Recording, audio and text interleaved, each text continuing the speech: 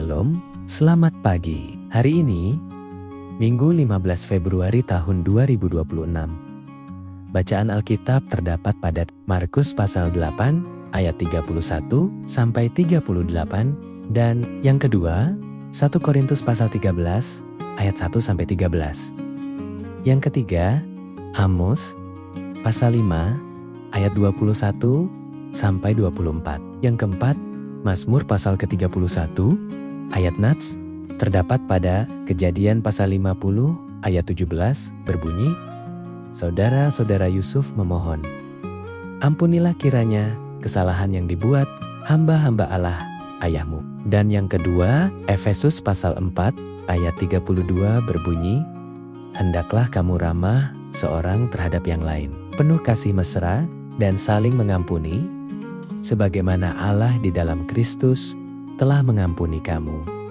Renungan berjudul, ketika kasih lebih kuat dari luka, tidak ada luka yang lebih dalam daripada luka yang ditimbulkan oleh orang yang kita kasihi. Yusuf tahu betul bagaimana rasanya dikhianati oleh saudara-saudaranya sendiri. Tetapi ketika ia memiliki kuasa untuk membalas, ia justru memilih untuk mengampuni. Di tengah air mata masa lalu, kasih Allah bekerja dalam hatinya, mengalahkan dendam dan menggantinya dengan belas kasih.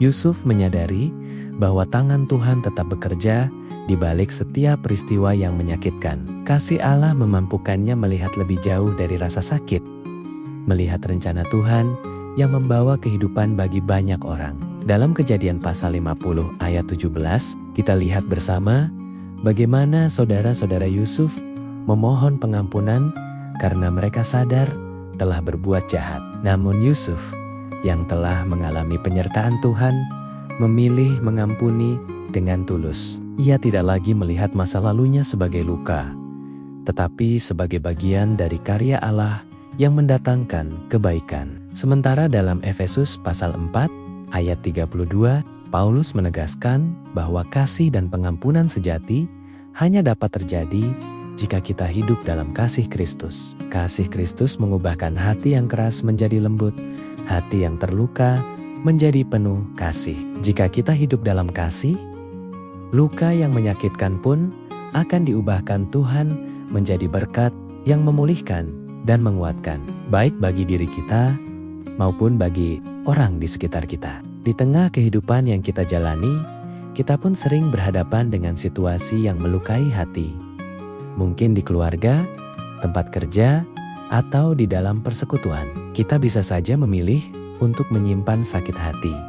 Tetapi itu hanya memperdalam luka dan menjauhkan damai sejahtera. Ketika kita memilih untuk mengampuni dan membiarkan kasih Kristus bekerja dalam diri kita, Tuhan mengubah arah hidup kita dari kepahitan menjadi pemulihan, dari dendam menjadi damai, dari luka menjadi berkat. Hidup dalam kasih berarti membiarkan Tuhan memakai pengalaman pahit kita untuk menguatkan dan menolong orang lain yang juga terluka. Dengan begitu, kasih Allah bukan hanya kita terima, tetapi juga kita bagikan, dan di sanalah luka lama menjadi sumber berkat baru.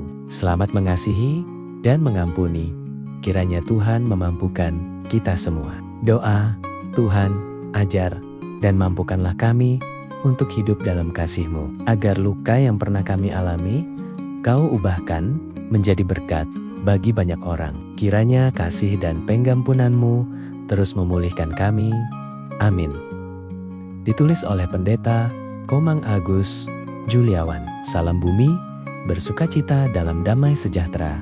Terima kasih.